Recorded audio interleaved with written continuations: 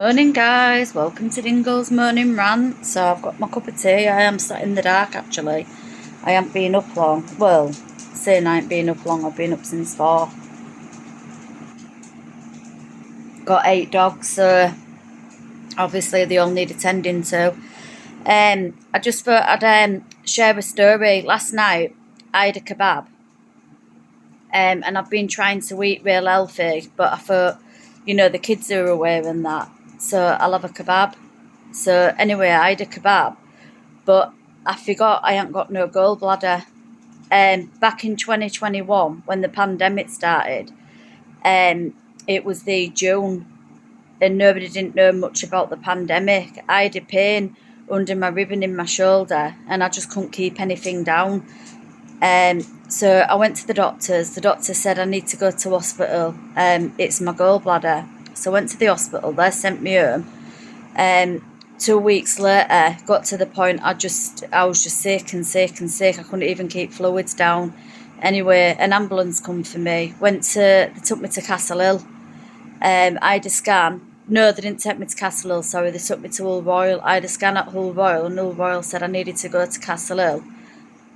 Because my gallbladder's absolutely full of stones. It needs surgery straight away, and they just didn't have the theatre.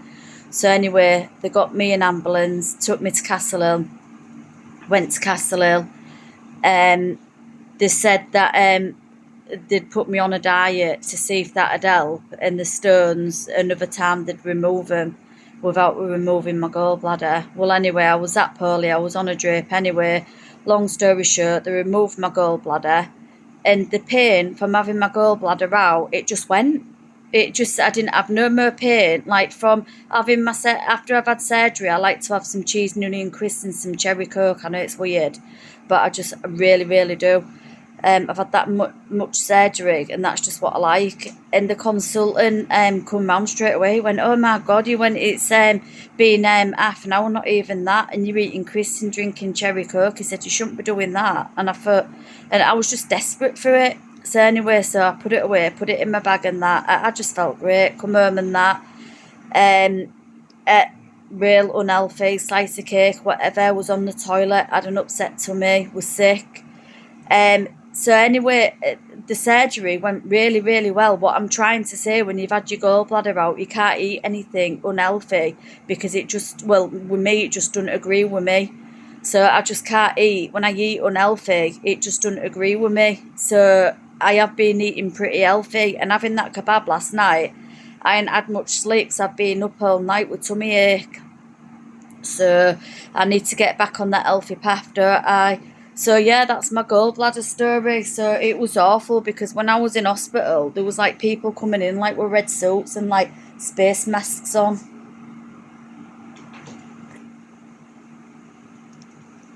Um, and it was pretty scary taking people out in body bags and stuff like that. It was awful.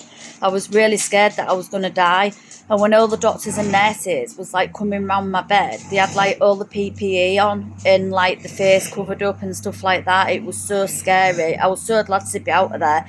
I was that scared. Within an hour of having my gallbladder out, I was up, I was moving around, I just couldn't believe it. I was still under the anaesthetic, but I just wanted to be out, I wanted to be gone. I was so frightened, guys.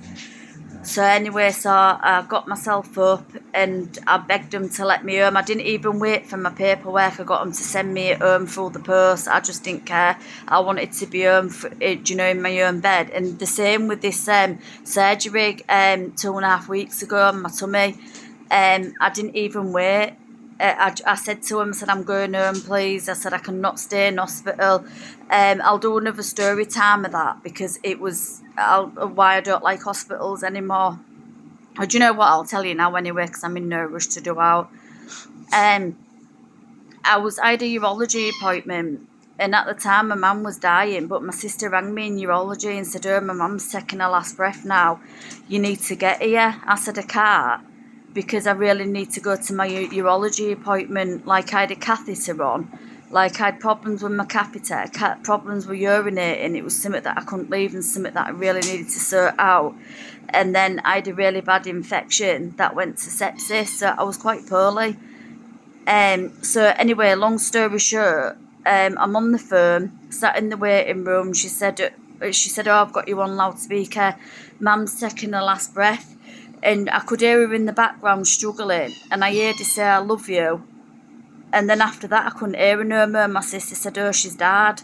So this big loud noise come out in urology. I was sobbing my heart out. All the nurses come out and they took me in a private room. It was horrible. And I really thought my mum had died. Anyway, so I still saw the consultant and everything. I was crying like a baby, honestly. If you could hear the crying that come out, I was hysterical. Hysterical wasn't the word. And even the nurse was crying because her dad died of cancer as well, like a year ago, something like that. So it brought back all the memories for her, and I felt so sorry for her. So anyway, coming out the hospital, I sobbed my heart out. Went home thinking that my mum had gone. Went to my mum's, and she's laid on the bed. And I said, "Oh, I thought she'd died." And they said, "Oh no, we thought she took her last breath." I thought, well, they could have rang me to say that she didn't die. Do you know what I mean? So now every time I go to hospital, I relive that moment over and over again, and I don't want to go. I don't want to stay in hospital. So this time round, when I had my surgery 2.5 weeks ago, I didn't want to stay. I was frightened to death. I just relived that memory over and over again. So not only did I live the moment that my mum died once, but twice. That's terrible, isn't it, guys? So that's my story of Dingle's moaning rant, of gallbladder, and for my mum died that morning. It was absolutely terrible. I was crying like a baby. I've never heard sounds that was possible to come out of a human being.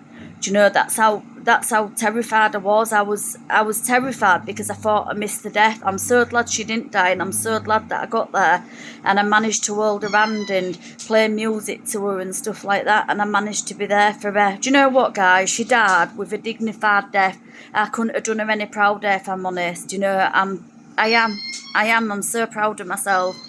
I holded her hand. I stroked her face. I told her to go to the light or whatever they do.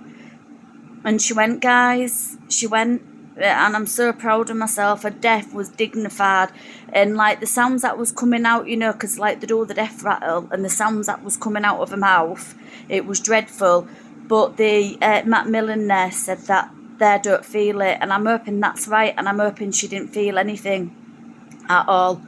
So I couldn't have done any prouder. So if it's true that they don't feel pain with the death rattle, and then she would have obviously had plenty of medication to keep her sedated, and then yeah, she would have gone peacefully. I'm hoping she could hear me, and she could hear the music and stuff like that. But yeah, we all couldn't have done her any prouder. She went with a dignified death and not in pain, especially when you've got stage 4 lung cancer.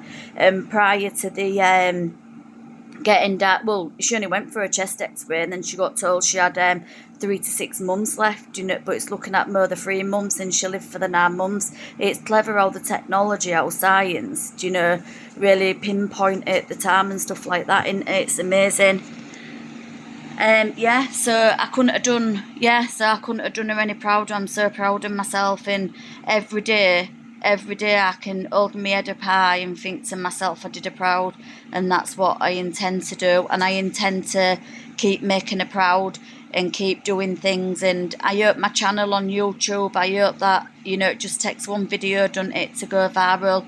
I hope that's what it really does. I've got dreams, like people laugh at me, like my dreams, like I really, really want a farm, and I want a big sanctuary, and I want loads of cats, loads of dogs. So the ones that are stray and the ones that ain't got a home, I want to take them in, so no animals left behind. And I want to like get him, like I want to be like a fosterer sort of thing, and like get him home. And then the ones that don't get a home, I want to keep, so there's no animal left behind.